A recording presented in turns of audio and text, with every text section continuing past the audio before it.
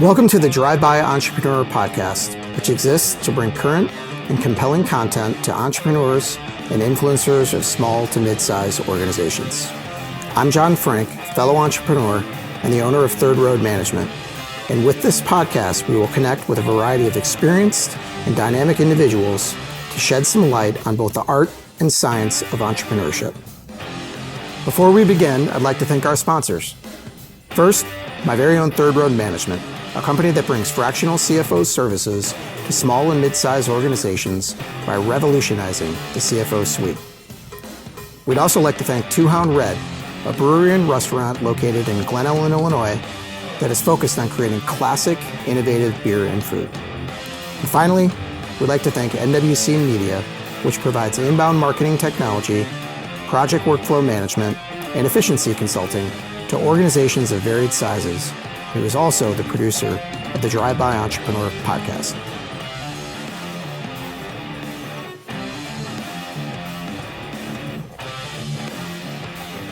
All right, Chris Lesner, welcome to the podcast. Glad to have you on here. Thanks for having me. Yeah, I appreciate you being here. I know we talked about this a little bit when I first reached out about, hey, would you consider jumping on the podcast? I know you're doing your own thing as well, but I also know that from our experiences going back, gosh, it's got to be at least 10 years now. Yeah. Since we were first introduced, I've always loved your story about just, how you got started, where it, went to and where it's going kind of thing. And I think one of the biggest things that I like to do on this podcast is just like tell stories, you know what I mean? Because I think that a lot can be learned from those types of things, and it's all shared experience and inspiration that ultimately leads people to do entrepreneurial endeavors. So appreciate you being here. Sort of on that note, just mission statement wise, what I always say this at the beginning, but we want to bring current and compelling content to entrepreneurs and influencers of small to mid-sized organizations, right? So typically, most of the people that come on are entrepreneurs themselves, like you and like myself. But sometimes there are people that, they might be a banker or a lawyer or a sales expert or somebody that sort of orbits in and around entrepreneurship that might have, some compelling ideas and experiences to share that I think everybody would benefit from. So that's why we're here to chat, so to speak. But Love it. wonderful. You, I guess by name, are the founder and CEO of Project World Impact, the host of a new podcast or newer podcast called the Servant Leadership Podcast. And I think I saw this on your LinkedIn, doing some teaching at Wheaton College, as I understand, or you've done a little bit. Yeah. Well, which is great. But beyond, just sort of like what someone can pick off in a LinkedIn, like I said, I've always found your personal story very insightful, very inspirational. And I just thought it would be great for you to share and for people to kind of lean in and listen to. So I'll let you go back as far as you want.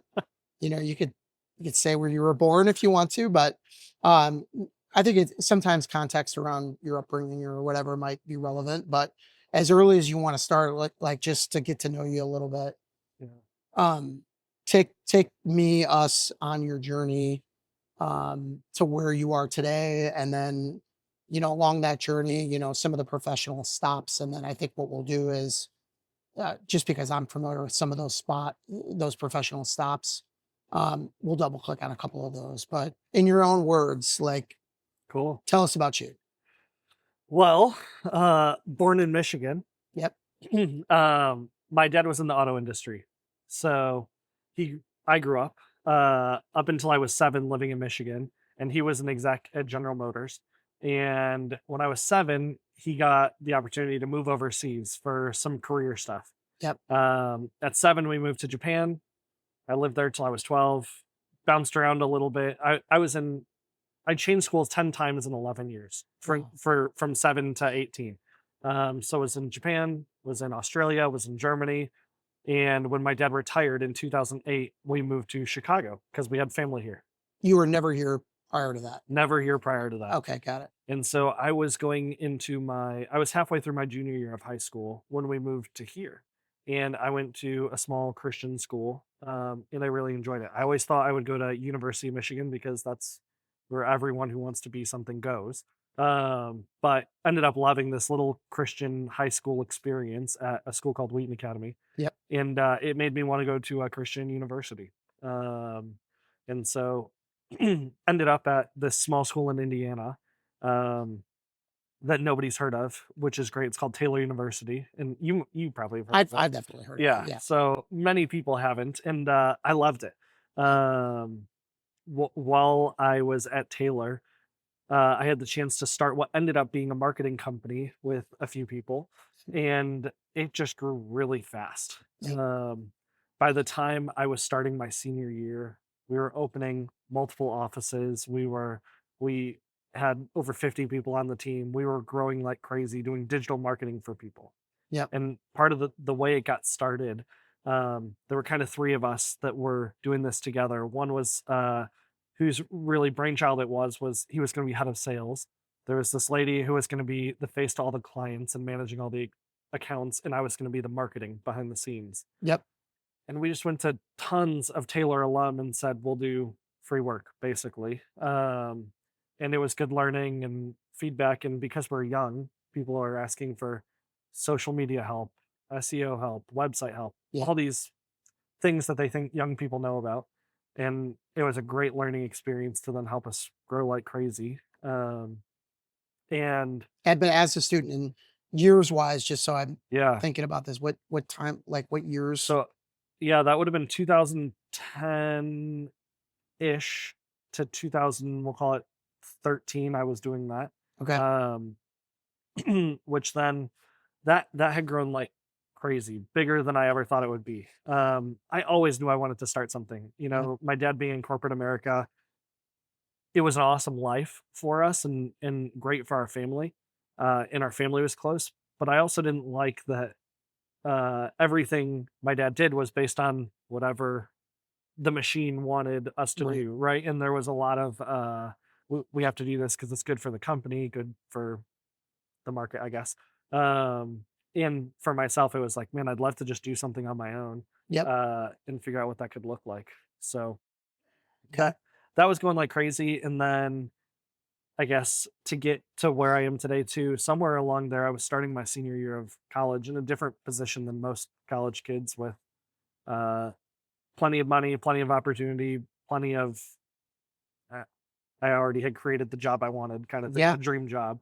And a guy in the nonprofit world challenged me and said, "What would it look like for you to use your marketing skills to serve God's kingdom and help people?" And I Yep. was like, "That just sounds crazy. Uh, I don't even know what you're talking about. Like, Right. What does that mean? Right. that means nothing to me." And especially because I'm in college, making money, working, kind of living the life that I want to live. Um, I felt like I'd already made it. Yep. You know, I didn't feel like there was anything else out there. And the more I thought about it, it was like, gosh, I'm not using marketing to really advance the world. We're using marketing to make a lot of money. And what could that look like to actually use marketing to help people? And so that messed with my mind in my personal life, just prayed about a decision a lot and talked to who would become my wife a lot about this, and we just decided maybe I should stop doing the whole marketing thing and try to figure out how marketing could help people. Yep. And that kind of set us on the next. Now it's been over a decade of trying to do that, and marketing. I've got pulled back into marketing quite a bit, and Yep. yeah, had a lot of fun. Yeah. And that's Project World Impact, which Project World Impact. Yeah. we'll double click on, so to speak. But yeah, I mean, you basically had started a very, very successful marketing business, for Mhm. profit marketing business in college, post college, end of college, whatever you want to call it, the timelines, um, you know, start to pursue this vision of this Project World Impact and what that's going to be. And we'll talk about that. And then Yeah. obviously now you've done that, and more with starting the, podcasts and things like that. So, I just think, I love the storyline. I actually forgot momentarily that you had, a lot of international upbringing Yeah. and things like that. I'm sure have shaped and formed you. But yeah, yeah. Let's just not even delay. Let's just dive right in. So business in college, like I start to think about like some themes and things like that to glean out, for people to be inspired by and things like that. And it was like, I thought of this like you're never too young or old to launch something, Yeah. And I talk about this pretty frequently, even on the podcast, but like, something's in your, your mind and your on your heart, whatever. I think that the one of the worst things that people do is not take the step Totally. or a step towards pursuing that dream that has been uniquely placed on them, to go do the thing Mm. kind of thing. And so I'm anytime anybody comes to me and says, "Hey, I've got this idea," I'm like, "You should do it. You should totally do it." um I think I've had more things fail than people could even think of if they wanted to think of businesses. Like, so yeah, it's just take the first step and see what happens. yeah, Yeah. yeah, I mean, absolutely. Like, what's the worst thing that could possibly happen? You know what I Right. mean? Like, yeah, you move on and go back to doing whatever you were doing or find something different to do. And Yeah. I think too many people get like locked into thinking like it's complete success or complete failure. It's not like sort of a binary outcome, right? But Right. like in terms of starting a business in college, I mean, like kind of like, most people that start a business in college, it's some like little tiny idea, right? Not something like you're going to take very seriously.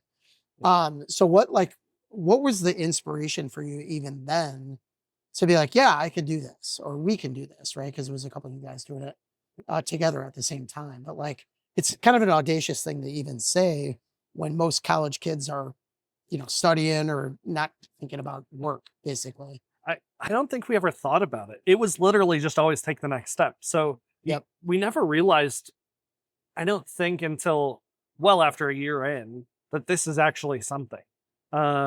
Because it just always seemed like the next step. Even getting into this, I had started 3 or 4 little, you couldn't even call them companies. We'll call them hobbies that lost money that I thought would be like billion-dollar ideas. Yep. And and in somewhere along the lines, they had heard about, hey, one of these things, and they thought it was doing way better than it was. And I thought it was doing better than it was too. And I realized very quickly it was like an online educational thing, kind of like a Udemy or Khan Academy, like think of it like that. And all of a sudden I realized like this is going nowhere. These people have an idea that it would be really fun to hop on and they think I'm good at marketing. I don't know anything about marketing.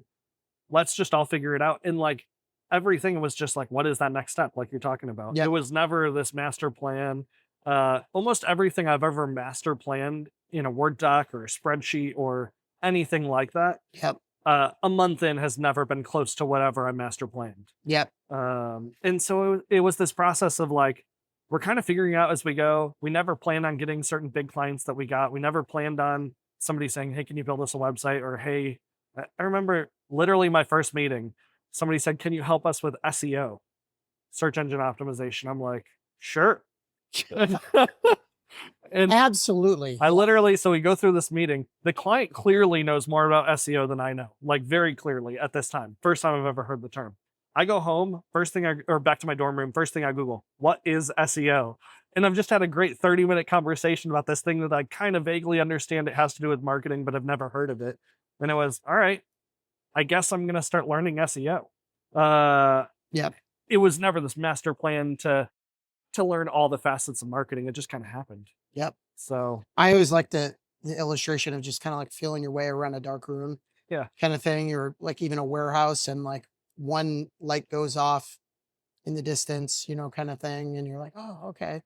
And then another one. And like the more that the lights turn on in the room, you get a better picture mm, of what exactly it is that you're doing. But like that process of getting to that point where you have a clear picture of, what you're in and what you're doing and who it serves and all that kind of stuff.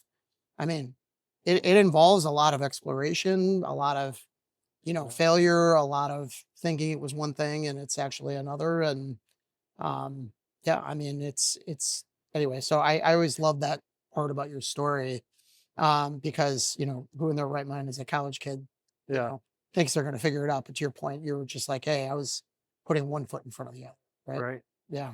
Um, was it you mentioned reaching out to alums and things like that Yeah. of the college? Was I mean, did it was it hard for them to take you seriously as students, or was it such like a value prop? Like, look, we're learning, so what could possibly go wrong, or like how did you? I I remember just asking people, what are problems that you have that you wish somebody could help you with that you think we could help you with?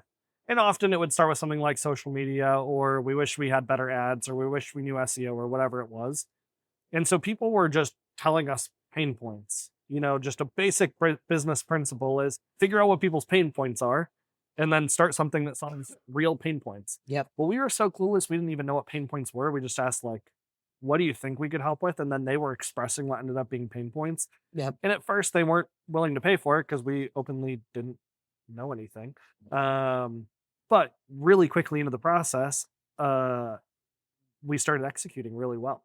And then it was, oh, there's actual value here. So maybe we could charge $100 for. Later, you could charge $1,000 for. Later, you could charge $5,000 for. And it was the same thing, just a different level of expertise and confidence that ended up going into the project. yep, Um, and clients were giving us real dollars to spend on marketing. yep, So how else are you going to learn how to spend ad dollars without ad dollars? yeah, And so when we had people who were like, well, you can at least try this for $500. Like, we're not going to pay you, but here's $500 to spend. I mean, that's serious learning, yeah, and it's like, that's better than whatever we would have gotten paid. yeah. Like a pay per click kind of Yeah. budget. Yeah, yeah, And so it was just like this fascinating experience where I think we openly went in saying we know nothing, but we'll figure it out for the first 6 months at least. yeah, And then it turned into we've got some pretty sweet case studies and we had no budget. Imagine what we could do with budget. And then the conversation changed and we were a lot more confident then. Um, People all the time ask like why marketing and like there's a million marketing companies out there. And for us, there were so many good creative marketing agencies out there. yep, We weren't creative at all. mm, Uh, we were really good at looking at data and trying to make decisions based on, well, it looks like this is not working. We should stop this. Or it looks like this is working. What if we spent more here? And it sounds so basic, and it is so basic. We still operate off that principle today. Um, but so many marketers get in their own way. They yeah, think this is the next best idea, or this is what we should do, or this messaging is more important than the data. It'll change the data. And we've just openly always said, like, we're going to go with the data and we're going to feel confident that we can project things better than other people because yep. we don't have any guesswork in here. We're not smart enough to do it. So, Data driven decisions. I love it. yeah. Um, all right. So you start this business. You're feeling your way around the room, asking what SEO is, and all of a sudden, by the time you're a senior, it's a successful business. But going back to earlier, you're having this moment in time where you're thinking about a change, right? And I know we met after you made the change to Project World Impact, but it was still in the earlier stages because I remember you telling me what the dream was for Mm, Project World Impact at that time and me thinking like, holy cow, that's a really big dream. So why don't we start like digging in on Project World Impact a little bit? Um, where did the idea come from? I know you spoke about somebody kind of getting in your head around like, yeah. hey, what if you channeled your gifts to make an impact on the world kind of Right. thing. But like in terms of the product or the service offering that you were providing, how did the vision for that come about? And then the how did the vision come about for the impact that you wanted it to have on the world? Yeah. And maybe just explain what it is too. Well, while we're yeah. at it. Yeah. The what it is will be helpful. And where we started is nowhere near where we are today. Yep. So where we started, there was no good business model. The concept was, what if we could make basically a directory, like a yellow pages for nonprofits? That was the concept. And at some point we'd figure out ad spend or other things later, but there was no business model. It was just, what if we could help nonprofits get found? Yep. In our first year, we hired a ton of college interns to just call nonprofits, and we called over 80,000 nonprofits just in one summer alone to pitch them the idea of, what if we built a free site, cost you no money, and we just advertised for you? Would you be interested? And of course, they're all like, yeah, like, Sure. Why not? why not? Um, but at some point, some years in, we quickly realized, and thankfully some other things came up, but we realized there's no revenue model. This is not going to be a business. This is just like a cool give back idea. So somewhere along the way, we made a critical change and started building software. So we kind of have two parts to what we do even today. And all this changed maybe back in 20. We started the company in 2013, and we didn't even have the business model type idea until 2018, I'd say, for this side of the company, maybe somewhere between 2016 and 2018. But we do two things. One is we have a nonprofit side where we build software that helps nonprofits raise money, get in front of people, and improve their daily operations. And yes, it includes a website where people can find nonprofits, learn about causes, all that. But it's a software as a service model. So they subscribe and pay to be on the platform is free to be on, but to use our software costs money. And then on the flip side, we have this other half of the company, which is digital marketing. Just restarted digital marketing agency, working with a bunch of Fortune 500, working with all kinds of for-profit businesses. And for many years, more than our first 7 years, the marketing side was funding the nonprofit side. Right. There was no revenue even there. The thought of revenue was a funny concept. We were just not even close compared to where we are today. But the vision was always, what if we had thousands of nonprofits? There's 1.8 million nonprofits. So what if we, depending on what numbers you look at, what if we could help 10,000 nonprofits who on average touch 10,000 people a year each? Some like the Red Cross Million, some like small nonprofits touch 100, but 10,000 nonprofits touching 10,000 people a year each, we could indirectly touch 100 million lives. What could we do to better the number of nonprofits and how many people they could help? And so we just started coming up with product ideas that could serve them. And really the business idea came because we were running out of money. And we loved the idea. We loved helping people. And we realized, wow, I didn't bring in enough money to fund this forever. And separately, if this is actually worth keeping, people will pay for it. If it's not worth keeping, nobody's going to pay for it. So let's figure out what will make it worth keeping that somebody will want to pay for. And that's where all these software, we have 20 products now that nonprofits are buying. And so that's where all of that came from. Got it. And within that product suite, I know you mentioned certainly matching people with that's I remember in the earliest stages, Yeah. sort of it's almost like a search engine, like a crowdsourcing SEO, Yeah. right? For in the nonprofit community, somebody has something they're passionate about. They want to be connected with organizations that are serving, that community of people or whatever that passion. That's the earliest Yeah. iteration of what I remember. But you mentioned software and operational things. Like, what are some of the other things that Well, software does? even on that note, think about this. If we just look at Google Analytics data, we've had since our inception, but let's pretend like since 2016 or so, even though we started in 2013, we've had over 20 million users come to PWI to connect with nonprofits. We get great data on this person supports these types of nonprofits, whatever it is. It could be clean water, kids, education, policy stuff, whatever it is. So we have a ton of demographic data. We have a ton of people data that shows here's the types of people that care about these things, which that becomes a really valuable data source long term. And so the idea was always, we want to help people spend better money. You have all these organizations trying to raise money, and they're just spending it on general, let's boost a Facebook post to everyone in America. That might be their fundraising strategy. Well, what if we could tell them for the same $10, here's the exact people who like to give to clean water or whatever it is. It's just a no-brainer, but nobody's trying to do that with data. So we thought about we could enter that space, and I think we have entered that space well. And then all the software comes in, and it's everything from like a CRM, which allows people to manage their contacts, and we give our CRM is totally free. So people can have unlimited contacts, unlimited users, which is somewhat unheard of. But for us, that's kind of like the hook that draws them in.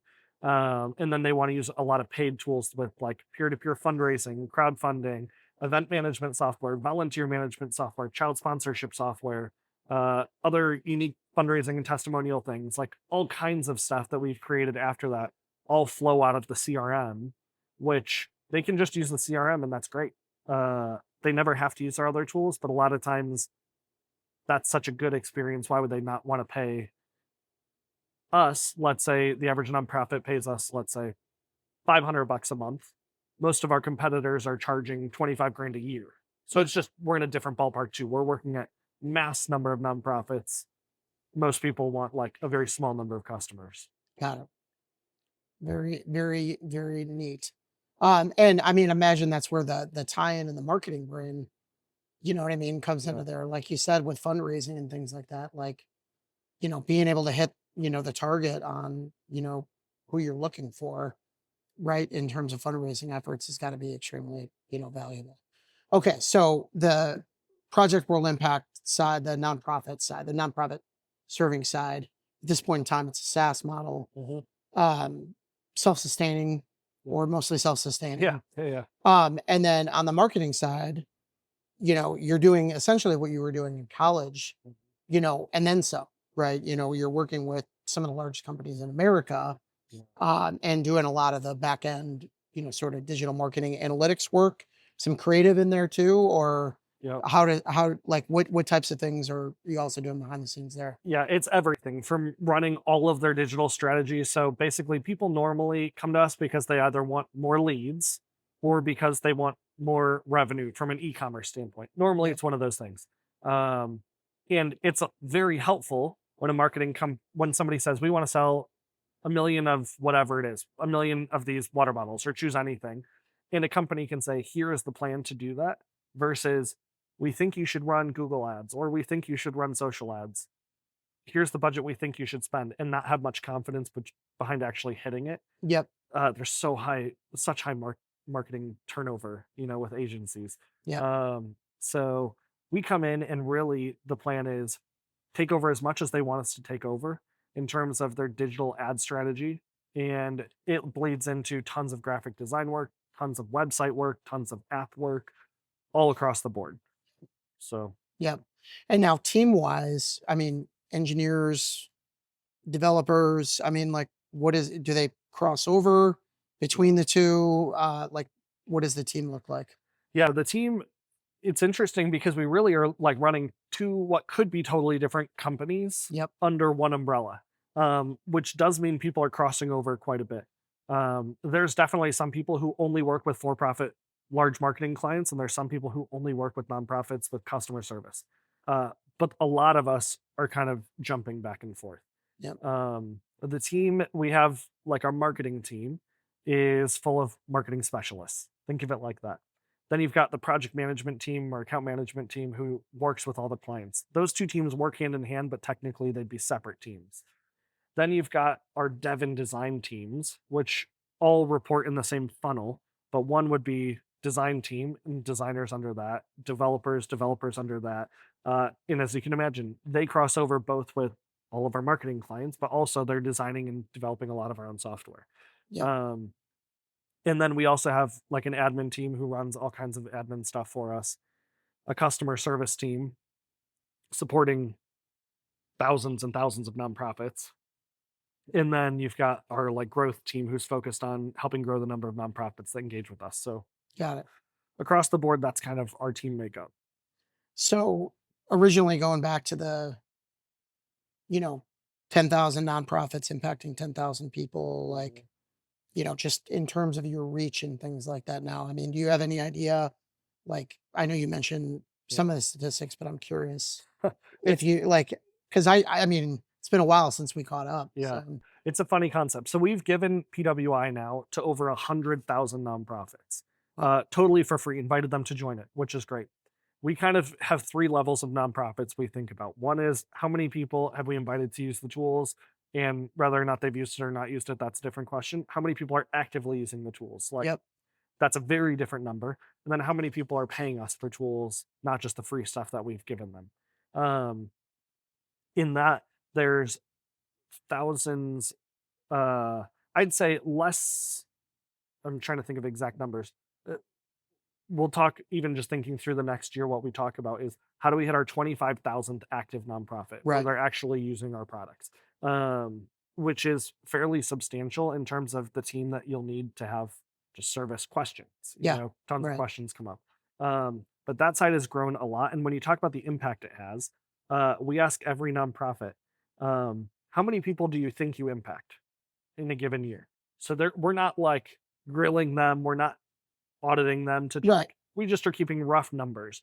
And because so many people are served by multiple nonprofits, um, we have our numbers show over 12 billion people have been impacted, which is more than the population, obviously. Right. But you start to think through, okay, how do we measure that better to think through how many unique individuals? And that's something that we're trying to actually map out because that's going to be cool to measure Yep. versus just saying we impact the whole world. Well, surely there's people we're not actually indirectly helping. Yep.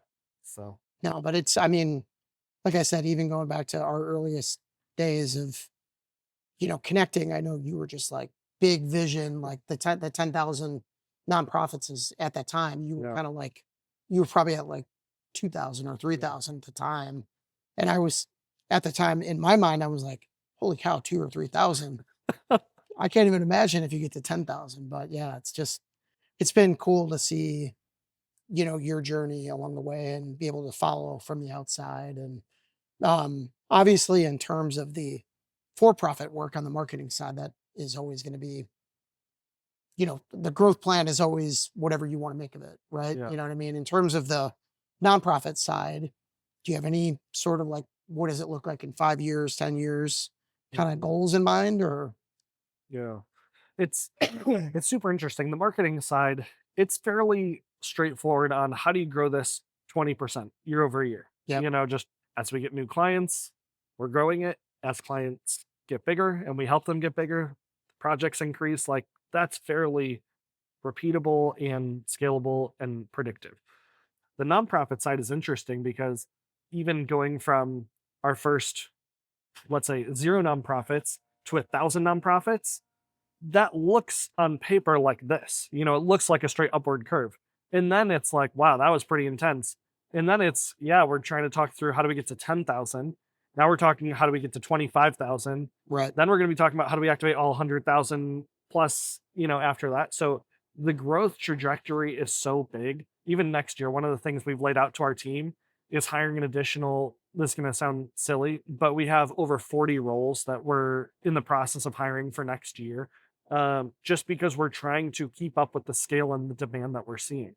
yep, And really, that side, historically, like the first 7 or 8 years, the marketing side funded the nonprofit side. right, Now it turns into the opposite, where you've got thousands of nonprofits who are paying what is a small amount of money, $500 a month. But when you talk through many of them doing that, it actually adds up to be larger than what we're doing on the marketing side. yep, And what's been fun, because people always say, why don't you have them as two different companies? Is now we come in with nonprofits and we not only have products, but they need marketing help. yep, And so now marketing becomes something that we can also offer them because we've always had this. And when they look at our client list and they see that we're working with this Fortune 500 or that Fortune 500, and they see some of the case studies and they realize, wow, these people do real world marketing, yep. that ends up being pretty helpful. Yeah, absolutely. Well, and I love that. I mean, and again, going back in time, I know the spirit of it on the nonprofit side is really about the impact, right? 100%. And just thinking like you always got to be challenging yourself. How do we make it better? How do we make it better? How do we make it better? In through your lens, going to this 25,000, let's say next year is like, that's great. We given it away to 100,000 plus, but like, why aren't they using it? Right? Yeah, I want them to use it. I want yeah, this to bring so much value to them that they can't live without it. Not because I want to make a profit, because I want to make an impact at the end of the day. And the price point is extremely fair, mm, and all those kind of things. So anyway, I just love it, and I hadn't heard what the latest was, so I want to make sure to ask. yeah. Um, And I should preface our vision yeah, is very simple and every nonprofit can see it. Impact hundreds of millions of people. Like that when we are succeeding, it has to do with what you're talking about, impact. yep, I love So, it. I love it. Um, all right, third leg, which is not a departure from Project World Impact stuff, but the servant leadership podcast. mm, Um, I've caught it, just from your postings and things like that, and tuned in a little bit. But I know you've been involved in some organizations that are, focused on leadership. and growth, personal development, all that kind of stuff. But like, what role does, you know, servant leadership play for you? Mm. How did it start? Um, why is it important for to you from an educational standpoint for people to continuously be like, tuning in to leadership development stuff? It actually started back when I was starting uh, that first entity. Um, I heard Jim Collins talk at the Global Leadership Summit, and he was talking on Good to Great, Yeah. which back then was just revolutionary. And I was like, gosh, this is just amazing. And I'm somebody who's like budding entrepreneur, wishing I could start stuff and had no idea what it would look like. And it's all about getting the right people in the right seats on the bus. Yep. And I don't even remember the details of this, but somehow I must have gone to his website and submitted a contact form and just wrote, here's what I'm doing, entrepreneurial, blah, blah. This is going to be the foundation for everything I do moving forward. And I just submitted that. There was no question. I didn't need anything from them. I just hit submit. Maybe just as a note of encouragement. I don't even remember what I said. But what I remember is 2 weeks after that, out of nowhere, I get mail to my house, and it is a personal handwritten note from Jim Collins. And I'm like, what in the world? Like, this guy probably gets a million of these things. This is not just something that, like, they don't do this for everyone. I wonder why he even did this. And it was just a really encouraging note from him. And at that point, I realized everyone is attainable. I just saw this dude, Jim Collins, Yeah. to hundreds of thousands of people at the Global Leadership Summit. And he took time out of his day with no benefit to him to respond to what you could call fan mail or just a random email. And it was super impactful on me. I literally framed it, part of the note, and that's always been in the back of my mind. So one thing that's been awesome throughout the years is we've had a crazy with the first company, with this company, we've had a crazy growth trajectory. Right.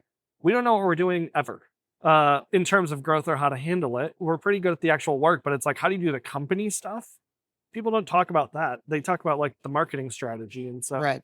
over the years, I've just randomly reached out to authors that I've read their books or people who I've heard speak and just said, here's problems I'm dealing with. Here's 3 or 4 problems. How would you deal with them? And more so than not, people are like, I'm willing to jump on a call if you want to talk through this. Or if I offer to buy them food, they'll say yes or whatever it is. And I'm like, some of the people are just crazy. Fortune 500 CEOs or people on the speaking circuit or whatever. Um, and over a decade now, I've gotten some of the best advice from conversations like these just over a meal.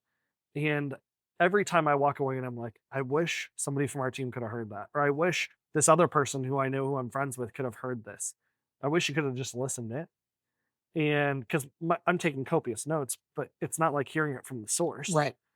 And Or I wish I had that recorded. You know what I right. mean? I Yeah, missed that one part. Yeah. exactly. And so here I am in this process now, over a decade after getting that first note. And we're talking about how do we help these nonprofits make a bigger impact?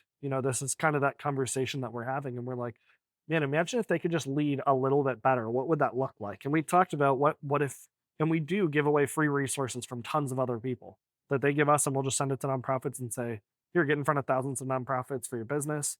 That's great. You have great content, and nonprofits get free content. We love that. But there's also this aspect of there's some key people that I wish nonprofits could hear from, and I wish other clients of ours could hear from to lead better on the for-profit side. What if we just started asking some friends or clients who are well-known people or acquaintances, whatever, to just sit down with us for an hour, let us record it and publish it to the world.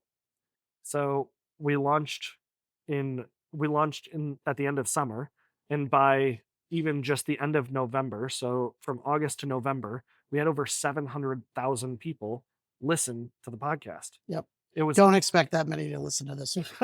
Maybe, but it, maybe. it was never planned, but it turned out, and I mentioned this to you separately, but what I thought would be an hour a month Yep. has now turned into 5 hours a week of my time connecting with different people who I know in various industries, everything from hospitality to business CEOs to celebrity chefs to nonprofit leaders, whatever it is, and just trying to get tons of perspective on what does it look like to be a servant leader. Yep. And Jim Collins, I think, was maybe the inspiration behind it without even knowing it. Because when he talked about the level 5 leader in some of his stuff, I've always remembered that. And and I've just always tried to look for people who there's nothing in it for them, Right. but they're willing to serve other people. That's when you know true servant leadership. And I have learned more from the podcast, not necessarily the interviews, but the behind the scenes interactions with the people who I'm going to interview, um, and seen them do some unbelievable things that people would be like, they're not like this behind closed doors. And you really realize, no, like they're more caring than like some of your best friends. Yep. Servant leadership specifically, like Mm, I could tell those are very meaningful words for you rather than just pure leadership, servant leadership. yeah. Why is that? What is it that words matter, right? You know what I mean? Yeah. Like, what is that invokes in you, or you just have a sense of pride in it, or like what? Tell me more about that. Yeah. I think, and this is total personal thing, not necessarily for everyone by any means, but my relationship with Jesus is really important. Yeah. And Jesus talks about in the Bible, I did not come to be served, but to serve. Yep. And you look at how he led, regardless of if people believe in Jesus or don't believe in Jesus, that almost doesn't matter for the concept of servant leadership. Nobody can deny the impact he has had on history of amazing leadership, building in 12 people or however many, and then that continuing to build on. And still, we're talking about him today, thousands of years later. Like, that's some pretty cool leadership. And so when we think through what is the best leadership, it's okay, how did Jesus do it? Let's model something off of that. Our podcast is not like a faith thing by any means, but at the same point, it's we're looking for qualities that probably aren't people focused just on themselves. Like I said, it's just Yep. so others focused. Um, I've sat down with people in some of these interviews, had a conversation with somebody where they run multi-billion-dollar entity. And I think we're going to talk business strategy, and all they talk about is the care that they have for their team members. Yep. And it's not just the cheesy corporate stuff that you hear about, like we want to build like great corporate culture and all the talking points.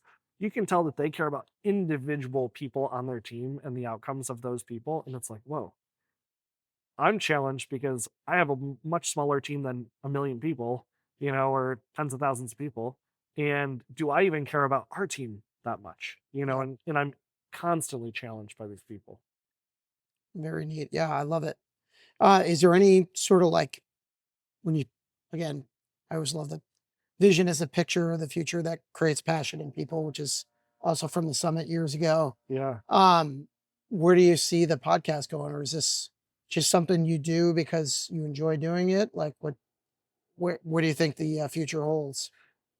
I honestly have no idea because when we Yeah. started it, we didn't know if 100 people would listen to it, 1,000 people, 50,000, whatever. We had no idea. Um, and even in the first 3 or 4 months, having over 500,000 people start to listen to it, it's like, oh, we should probably steward this well and actually come Yeah. up with what's the long term plan. I think the goal is long term to help people be better servant leaders Yep.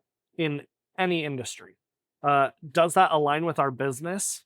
No. And that's where like sometimes we're taking these small steps. We've taken hundreds of small steps that are parallel to our business, where the business, like we know we need to make money to stay in business. That's a fact.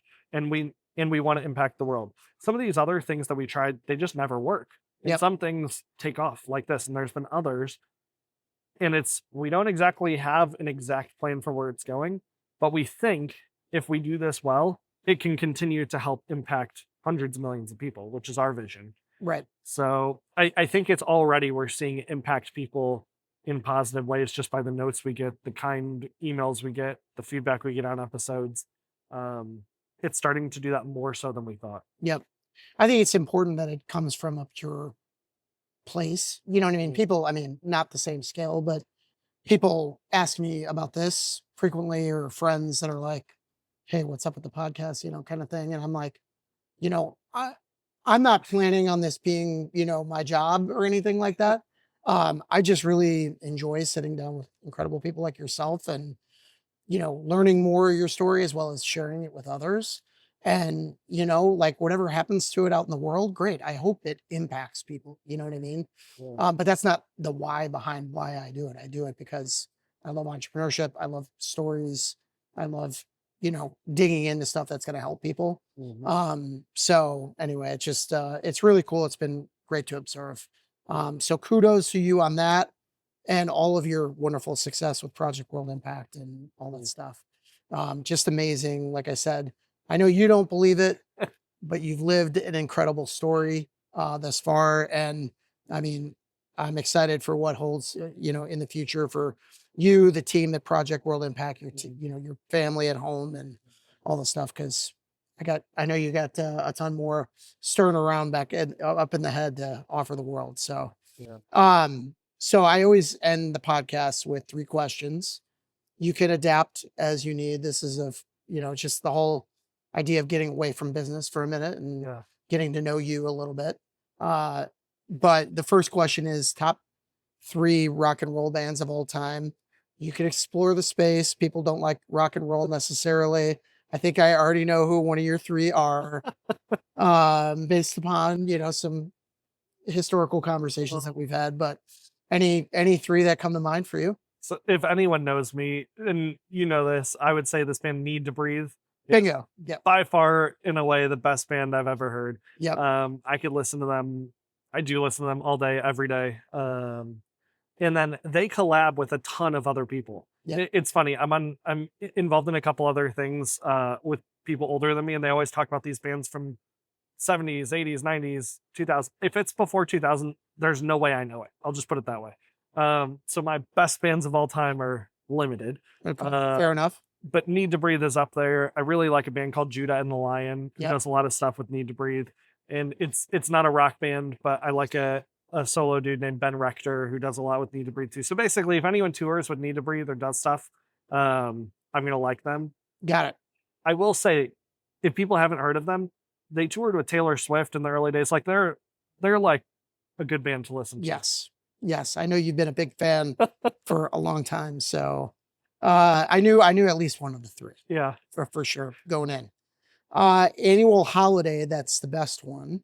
Mm. And everybody's got, you know, different reasons for saying whatever it is, but you know what for you is the holiday that you look forward to the most or whatever it might It's for sure Christmas. be. Yeah. I mean, just the whole Advent season and talking to my kids about stuff that I think matters with why we celebrate Christmas and how we can bless other people. There's so much teaching and also learning that happens during Christmas between Right. me and my kids, both ways. Um, yeah, Yeah, it's a really it's like the doors open, you know, to a lot of good conversations, not just with your kids, but certainly yeah, with your kids. And I just always I like the fact that it's a period of time as opposed to a day. Like we just right, got through, you know, Thanksgiving in this coming year, for example, and it yeah, was just like it was there and it was gone. yeah. You know what I mean? And I love it. And I will drop in here that my family may or may not have gotten a little TikTok famous in the process. My mom answered some questions about her granddaughters knowing their names, so to speak. That got 11 million views Love that. on TikTok, which I don't even have a TikTok account, so I couldn't opine on how that happened. Um, but no, I mean, I do just love the fact that with Christmas you have, you know, at least 30 days of just opportunity to sit back, relax, enjoy each other, share stories, teach, learn, you know, all those kind of things. So Mm, that's great. Um, this one's a little bit of a tricky one, but if you weren't doing what you're currently doing for work, mm. anything that would come to mind that would be an unrelated career that you could see yourself enjoying or thriving in or anything like that? I mean, there's so many things. I All think right, that's a good answer. I like it. but part of the entrepreneur piece is like there's so many ideas you've had around so many industries. What could you do well is a different question. Yep. I mean, if I go back in the day, it's the dream of being an athlete and playing professionally. And then it's okay, what would it look like to manage a team or what would it look like to do whatever? But it'd probably be something in sports or um, yeah, probably in sports. Very good. Well, Mark Cuban may be interested in being a podcast guest or something like that. Yeah, He's been, dream big. You know what I mean? You got some big names on the podcast so far. yeah, Might be achievable.